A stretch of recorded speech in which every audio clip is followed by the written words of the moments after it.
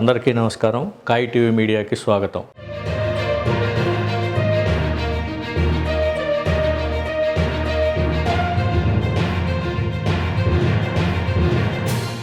రాష్ట్రంలో ఎన్నికలు ఎప్పుడొచ్చినా ఎన్నికల సమయంలో సామాజిక వర్గ సమీకరణలు ఎంతో కీలక పాత్ర పోషిస్తాయి.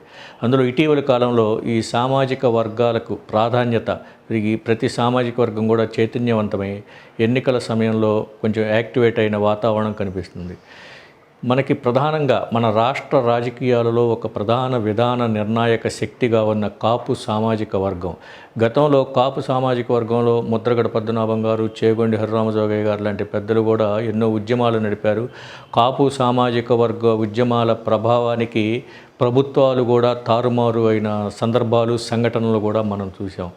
తర్వాత కాలంలో ప్రజారాజ్యం పార్టీ పడింది. ప్రజారాజ్యం పార్టీని సినిమాలో మెగాస్టార్గా ఉన్న చిరంజీవి గారు ప్రజారాజ్యం పార్టీని స్థాపించారు. ప్రజారాజ్యం పార్టీ ఒక వెల్లువలాగా వచ్చింది. దాదాపు 18% ఓట్లు తొలి ప్రయత్నంలోనే సాధించిన అది ఆశించినంతగా ఫలితాలు తర్వాత పరిణామంలో నిలదొక్కోలేకపోయింది. కాంగ్రెస్ పార్టీలో విలీనమైంది. అనంతర కాలంలో జనసేన పార్టీ స్థాపించింది ప్రజాబాహుళ్యంలో అశేషమైన అభిమానులు ఉన్న పవర్ స్టార్గా వాళ్ళు అభిమానులందరూ పిలుచుకునే పవన్ కళ్యాణ్ గారు జనసేన పార్టీని స్థాపించారు. స్థాపించి తొలిసారిగా ఇప్పుడు గత కొంతకాలంగా ఈ ప్రజా ఉద్యమాల్లో ఉంటా కూడా రానున్న ఎన్నికలలో ఒక క్రియాశీలక పాత్ర పోషించేందుకు రంగం సిద్ధమైంది. ఈ నేపథ్యంలోనే కొద్ది కాలం క్రితం ఒక రాష్ట్రంలో ప్రధానమైన కాపు సామాజిక వర్గ నేతల్లో ఒక ప్రముఖులుగా పేరొందిన కొంతమంది నాయకులు సమావేశం కావటం, అందులో వారు వివిధ పార్టీల్లో ఉన్న నాయకులు సమావేశం కావటం, ఇలాంటి సంఘటనలు కూడా జరిగాయి. ఈ నేపథ్యంలోనే అసలు ఈ కాపు సామాజిక వర్గ ఒక పాత్ర రానున్న ఎన్నికల్లో ఏ విధంగా ఉండబోతుంది ఏమిటి అనేది విషయాన్ని మనతో పంచుకునేందుకు అఖిల భారత కాపు సమాఖ్య రాష్ట్ర కార్యదర్శి బొక్కిశం శివరాము గారు మనతో ఉన్నారు. వారిని అడిగి ఈ సామాజిక వర్గ పాత్ర ఏ విధంగా ఉండబోతుంది అనేది మనం తెలుసుకుందాం. నమస్కారం అండి సార్. ఇప్పుడు ఈ కాపు సామాజిక వర్గం అనేది రాష్ట్ర రాజకీయాలలో ఒక ప్రధాన నిర్ణాయక శక్తిగా ఉంది.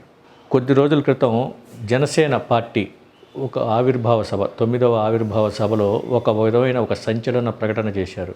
ఏమనంటే రాష్ట్రంలో అధికారంలో ఉన్న వైఎస్ఆర్ కాంగ్రెస్ పార్టీ ప్రభుత్వాన్ని గద్దె దింపటమే తన లక్ష్యమని, ఆ క్రమంలో ప్రభుత్వ వ్యతిరేక ఓటు చీలకుండా అన్ని పార్టీలను ఏకం చేయటం తన ముందున్న కర్తవ్యం అని చెప్పి కుండబద్దలు కొట్టినట్టు చెప్పారు. ఈ పరిణామాన్ని అసలు ఈ కాపు సామాజిక వర్గం ఏ విధంగా చూస్తుంది? నమస్తే అండి. ఇప్పుడున్న సిచ్యువేషన్లో కాపు సామాజిక వర్గం ఇంతకు క్రితం కానీ ఇప్పుడు కానీ ఎంత చరిత్రలో కానీ కాపు సామాజిక వర్గం నుంచి ఒక ముఖ్యమంత్రి కాలేదే అని ఒక ఇది కాపు సామాజిక వర్గంలో బాగా ఉంది. అటువంటి తరుణంలో దానిలో భాగంగానే ముద్రగడ్డ గారు ఉద్యమం చేసిన, చేకొండ హరిరామజోగయ్య గారు ఉద్యమం చేసిన తర్వాత అదే పరిణామంలో వీళ్ళందరూ కలిసి మరి చిరంజీవి గారిని అప్పుడు రాష్ట్ర వ్యాప్తంగా మొత్తం తిరిగి అందరి కోరిక మీద ఆయన ప్రజారాజ్యం పార్టీ పెట్టి మీరన్నట్టు 18% మరి మామూలు విషయం కాదు. ఒక్కసారిగా ఆయనకి ఓట్లు వచ్చి ఒక 18 సీట్లు గెలిచారు. గెలిచిన తర్వాత తదితర పరిణామాల్లో మరి కొన్నాళ్ళు నడిపిన తర్వాత ఆ పార్టీని కాంగ్రెస్లో అనుకోని విధంగా దాన్ని విలీనం చేయాల్సి వచ్చింది ఆ రోజుల్లో. అంటే దీనిలో కూడా అప్పట్లో ఉన్న కాపు సామాజిక వర్గంలో ఉన్న మేధావులు అందరూ కూడా దీన్ని చాలా బాధాకరంగా భావించారు. ఎందుకంటే అదే ప్రజారాజ్యం పార్టీ ఇంకా కొన్నాళ్ళు మన ఆంధ్ర రాష్ట్రంలో నడిపించినట్లయితే అల్టిమేట్గా ఒక ముఖ్యమంత్రిగా ఆయన ఎదిగేవారు, లాస్ట్ టైమే ముఖ్యమంత్రి అయ్యేవాడు అనే భావన అందరూ వెలుగుచ్చారు. దురదృష్టవశాత్తు అది జరగలేదు. అయితే ఆ తర్వాత వచ్చినటువంటి పరిణామాల్లో అప్పట్లో ప్రజారాజ్యంలో ఉన్నటువంటి యువరాజ్యం అధినేత మరి పవన్ కళ్యాణ్ గారు ఒక పార్టీ పెట్టడం, జనసేన అనే పార్టీ. ఆ పార్టీ అనుకోని విధంగా మంచి స్పందన రావటం యువతలో. ఎందుకంటే ప్రజారాజ్యం విలీనం అయిపోయింది, మనకి ఇంకో పార్టీ కావాలి, కాపుల్లో ఏదో ఒకటి మన సామాజిక వర్గం డెవలప్ కావాలనే దీనిలో జనసేన పార్టీని అందరూ కూడా తన సొంత పార్టీ లాగా ఒక సామాజిక వర్గం ఏంది, ఎస్సీల్లో కూడా ఎస్సీలు బీసీల్లో కూడా కొంతమంది వివిధ కులాలలో కూడా అందరూ కూడా ఈ జనసేన పార్టీని తన సొంత పార్టీలాగా అనుకొని ఆ పార్టీని డెవలప్ చేశారు. అదే తరుణంలో 2014లో ఎన్నికలు రావటం, దానిలో 2014లో ఎట్లయినా కొత్తగా రాష్ట్రం ఏర్పడింది, ఈ రాష్ట్రాన్ని ఎట్లయినా మనం డెవలప్ చేసుకోవాలి, ఈ రాష్ట్రాన్ని డెవలప్ చేసే విధంగా ఒక నాయకుడిని మనం చేసుకోవాలనుకున్న తరుణంలో మరి ఆ టైంలో చంద్రబాబు నాయుడు గారు టీడీపీ అధ్యక్షులు ఆయన పవన్ కళ్యాణ్ గారిని వాళ్ళ ఇంటికి వెళ్ళి రిక్వెస్ట్ చేయటం, అప్పుడు పవన్ కళ్యాణ్ కూడా మరి టీడీపీ అధినేత చంద్రబాబు నాయుడు గారు అయితే బాగుంటుంది అనే ఉద్దేశంతో ఆ రోజుల్లో ఆయన టీడీపీకి మద్దతు ఇచ్చే విధంగాను, అట్లాగే దాంతోపాటు ఉన్నప్పుడు అలయన్స్ పార్టీ బీజేపీతో కూడా కలిసి మరి ఎట్లయినా కానీ ఈ ఆంధ్రప్రదేశ్ రాష్ట్రాన్ని కొత్త రాజధాని తీసుకొచ్చి డెవలప్ చేయాలి, ప్రజలను కూడా అట్టడుగు వర్గాలను కూడా దీన్ని డెవలప్ చేయాలనే ఒక సదుద్దేశంతో ఇదంతా కూడా ఒక చంద్రబాబు నాయుడు వల్ల అవుతుందని చెప్పేసి అప్పట్లో ఆయన భావించి మరి ఆ రోజు చంద్రబాబు నాయుడు గారికి పూర్తిగా మద్దతు ఇచ్చి మరి కాపు సామాజిక వర్గం అనుకోండి, లేదంటే జనసేన పార్టీలో ఉన్న ఎస్సీలు బీసీలు ఎస్టీలు ఎవరైనా కానివ్వండి వాళ్ళందరిని కూడా కలుపుకొని ఆయనకి మద్దతు ఇచ్చి ఆయన్ని ముఖ్యమంత్రి అయ్యే విధంగా ఆ రోజు ఆయన మద్దతు ఇచ్చారు. 2014లో తెలుగుదేశం పార్టీకి బయట నుంచి మద్దతు ఇచ్చారు, ప్రత్యక్ష ఎన్నికల్లో పాల్గొనకుండా. ఎందుకంటే అప్పుడే కొత్తగా పార్టీ ఏర్పాటైంది, ఇంకా పార్టీ నిర్మాణం క్షేత్రస్థాయిలో జరగలేదనే ఉద్దేశంతో వారు ఒక మంచి నిర్ణయం తీసుకొని తెలుగుదేశం పార్టీకి మద్దతు ఇచ్చారు. మరి అట్లా తెలుగుదేశం పార్టీకి మద్దతు ఇచ్చిన జనసేన పార్టీ 2019 ఎన్నికల్లో మరి ఏ పార్టీతో పొత్తు పెట్టుకోకుండా ఒంటరిగా ఎందుకు పోటీ చేసింది? తెలుగుదేశం పార్టీ నుంచి దూరం జరిగిందా, లేకపోతే తను ఒంటరిగా చేయాలనే ఒక ప్రయత్నం చేసిందా? అంటే దీనిలో కొన్ని జరిగినండి విషయాలు. దీనిలో గవర్నమెంటు టీడీపీ ప్రభుత్వం 2014లో ఏర్పడిన తర్వాత ఎట్లయినా సరే జనసేన వల్ల లేదంటే కాపు సామాజిక వర్గం వల్ల మనకి వాడు ఎంతో దీనివల్ల టీడీపీ గవర్నమెంట్ ఏర్పడింది అనేది కొన్నాళ్ళు ఒక సంవత్సరం 2 సంవత్సరాలు బాగా సఖ్యతతోనే ఉన్నారు. దాంతో ఉండటం మూలంగానే అప్పట్లో కాపు కార్పొరేషన్ అనేది ఒకటి ఏర్పాటు చేయటం, మరి దానికి సంవత్సరానికి 3,000 కోట్ల నుంచి 5,000 కోట్ల దాకా సుమారు దాన్ని ఫండ్ కేటాయించటం, ఆ ఫండ్ ద్వారానే మరి దాన్ని ఇప్పుడు యూటిలైజేషన్ చేశారు.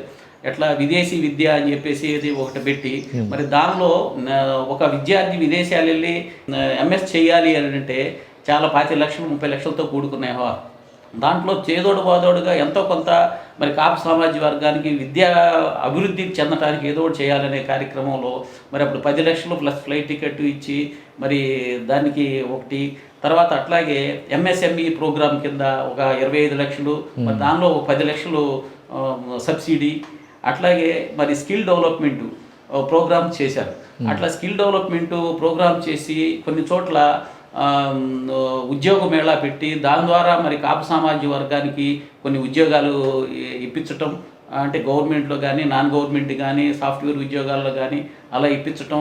ఆ తర్వాత మళ్ళీ ఐఏఎస్ ఐపీఎస్ మరి ఉన్నత ఉద్యోగాల కోసం కూడా ట్రైనింగ్ ప్రోగ్రామ్స్ ద్వారా కూడా కోచింగ్ సెంటర్ల ద్వారా కూడా కొన్ని ప్రోగ్రామ్స్ చేసి కాపు సామాజిక వర్గానికి ఇతోధికంగా టీడీపీ గవర్నమెంట్ చాలా కూడా ఉపయోగపడిందని చెప్పాలి. అయితే కొంతకాలం గ్యాప్ వచ్చే కొద్దీ దాన్ని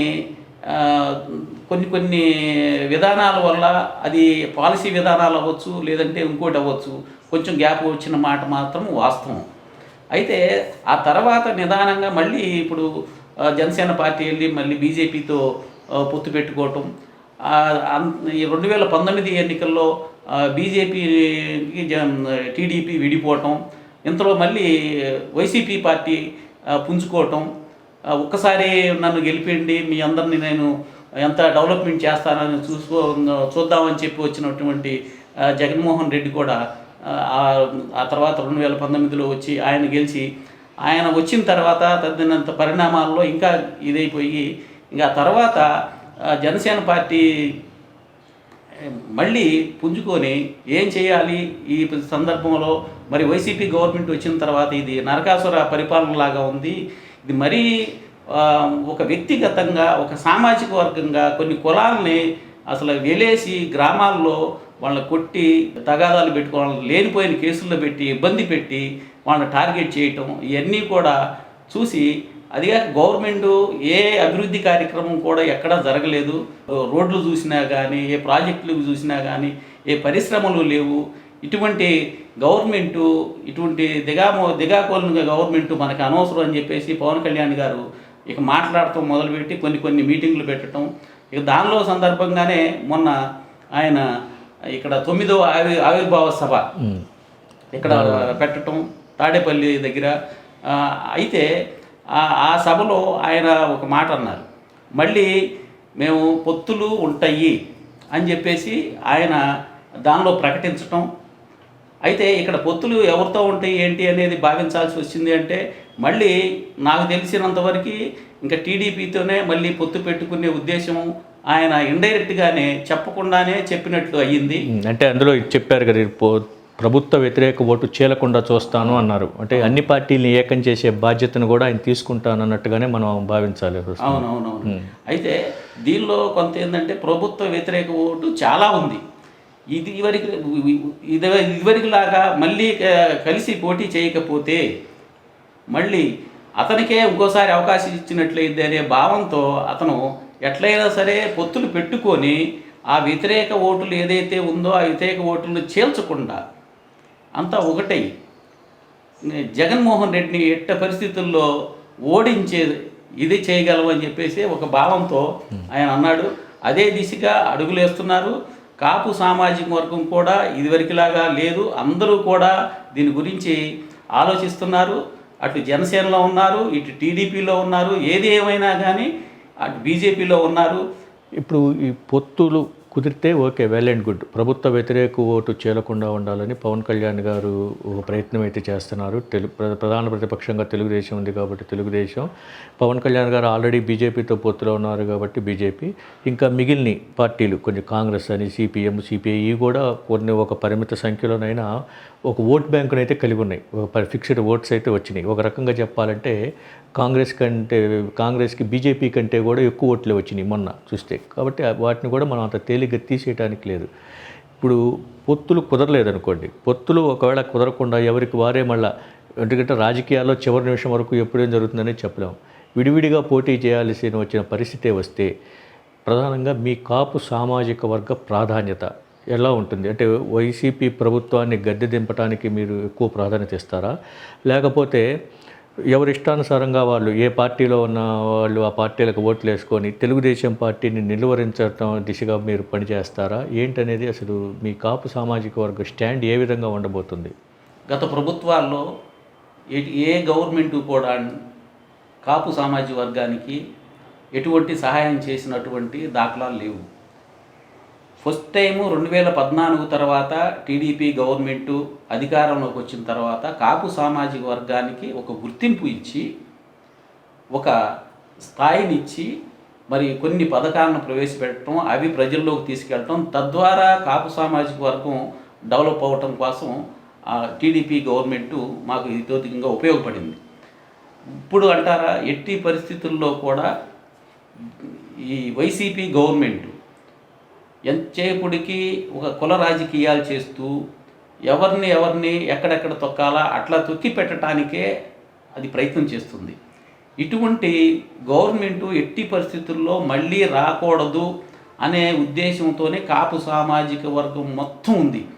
ఏదైనా కానీ ఇప్పుడు ఉన్న వైసీపీ గవర్నమెంట్లో ఉన్నటువంటి ఒక 4-5 మినిస్టర్లు లేదా ఒక 10 మంది ఎమ్మెల్యేలు అంతవరకు వాళ్ళే తప్ప తతిమ్మ సామాజిక వర్గం ఎట్టి పరిస్థితుల్లోనూ వైసీపీ గవర్నమెంట్కి సపోర్ట్ చెయ్యరు. 100% జనసేన పార్టీతో కలిసి కాపు సామాజిక వర్గం మొత్తం వెళ్ళాలనే ఒక ఉద్దేశంతో ఉన్నారు.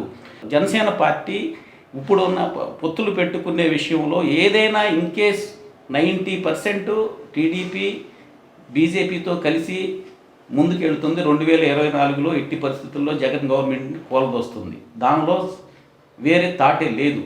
ఒకవేళ ఒక 10% పొత్తులు కుదరకపోతే అప్పుడు దాన్ని బట్టి ఇదివరకులాగానే మళ్ళీ కాపు సామాజిక వర్గానికి టీడీపీ ప్రభుత్వం ఎటువంటి ఏ ఇదైతే చేసిందో దాన్ని మర్చిపోని స్థితిలో మళ్ళీ టీడీపీకి కూడా ఏంటంటే కొంతమంది కాపు సామాజిక వర్గం ఉన్నారు.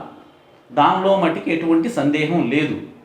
అయితే మేము అనుకునేది ఏంటంటే ఇటువంటి వైసీపీ రాక్షస ప్రభుత్వాన్ని కూలగొట్టాలి అనుకుంటే మట్టుకి ఇటు జనసేన, అటు టీడీపీ, మరి బీజేపీ 3 పార్టీలు కూడా ఇంకేదన్నా కలిసి సిపిఐ, సిపిఎం అట్లా కూడా కలిసి వస్తే కూడా మంచిది. ఎందుకంటే ఈ వైసీపీ గవర్నమెంట్ వచ్చినప్పటి నుంచి మన రాష్ట్రంలో రాక్షస పాలన జరుగుతుంది. ఎటువంటి అభివృద్ధి లేదు, ఎటువంటి ఒక పరిశ్రమ లేదు, ఒక కొత్త ఉద్యోగాలు లేవు. మొన్న చూస్తే ఉద్యోగస్తులను కూడా మోసం చేసే పరిస్థితుల్లో గవర్నమెంట్ ఉందంటే ఇంతకన్నా సిగ్గుచేటు ఏమైనా ఉందా? మరి అదేమంటే అమ్మఒడి అంటారు, అయ్యఒడి అంటారు, ఈ 2 ఇచ్చి మళ్ళీ ఆ బ్రాండ్లు ఏదో దొంగ బ్రాండ్లు లేకపోతే చీప్ లిక్కర్లు పెట్టి జనాలు ప్రాణాలతో చెలగాటం ఆడుతున్నటువంటి ఇటువంటి వైసీపీ గవర్నమెంట్ని ఎట్టి పరిస్థితుల్లో కాపు సామాజిక వర్గం ఉపేక్షించేది లేదు. ఎట్టి పరిస్థితుల్లో దీన్ని అధికారంలో రాయించే దృష్టిలో ఎవరు కూడా ఆలోచించడం లేదు. అంటే ఇక్కడ ఇంకొకటి, ఇప్పుడు మీరు ఒక సామాజిక వర్గంగా వైసీపీని అంతగా టార్గెట్ చేయాల్సిన అవసరం ఏమొచ్చింది మీకు? అంటే ఇంతకు ముందున్న పథకాలను ఆపేశారా, నిలిపివేయటం జరిగిందా ఏంటి? ఎందుకు అట్లా? మీరు కరెక్ట్ పాయింట్ గుర్తు చేశారండి. ఇప్పుడు ఇంతకుముందు టీడీపీ గవర్నమెంట్లో ఉన్నప్పుడు మాకు 3 నుంచి 5,000 కోట్ల రూపాయలు సుమారు సంవత్సరానికి టీడీపీ గవర్నమెంట్లో కాపు కార్పొరేషన్కి కేటాయించి దాన్ని ఎక్స్పెషల్లీ దీనికే వాడటం జరిగింది. ఇప్పుడు ఏం చేస్తున్నారంటే దీనిలో మనకు బడ్జెట్లో చూపిస్తున్నారు 3,000 కోట్లు, 4,000 కోట్లు, 6,000 కోట్లు అని చూపిస్తున్నారు. చూపించి దీన్ని రైతులకు, కాపు రైతులకి ఇచ్చిన, కాపు మహిళలకు ఇచ్చిన, తర్వాత విద్యోన్నతి పథకం కింద ఇచ్చిన, ఇంకో పథకం అన్నీ కలిపి ఇది చూపిస్తున్నారు. కాపు కార్పొరేషన్ 0 నిధులు ఉండలేదు. అయితే గత ప్రభుత్వం టీడీపీ గవర్నమెంట్లో 10 లక్షలు ఎవరైతే విదేశీ విద్యకి వెళ్ళారో లేదంటే ఒక చిన్న పరిశ్రమ పెట్టుకున్నారో అటువంటి పథకాలను సగంలో ఆగిపోయింది. అంతలో గవర్నమెంట్ మారింది. అటువంటి పరిస్థితుల్లో కూడా అప్పుడు 5 లక్షలు ఇచ్చారు. తర్వాత సెకండ్ టర్మ్ 5 లక్షలు ఇచ్చే టైంకే గవర్నమెంట్ మారిపోయింది. అటువంటి ఈ దీనిలో పిల్లల తల్లిదండ్రులు చాలా ఇబ్బందులకు గురయ్యి చివరికి ఆఫీసుల చుట్టూ తిరిగి కాళ్ళు అరిగి ఈ గవర్నమెంట్ ఇంతే మనల్ని పట్టించుకోదు అని చెప్పేసి ఇక వదిలేసి విరక్తి కలిగిపోయారన్నమాట ఈ వైసీపీ గవర్నమెంట్ మీద. అంటే ఇక చూసుకోండి ఎంత విసిగి వేసారిపోయారో ఈ గవర్నమెంట్ మీద. పైసా అంటే పైసా కూడా కాపు కార్పొరేషన్కి ఇవ్వలేదు.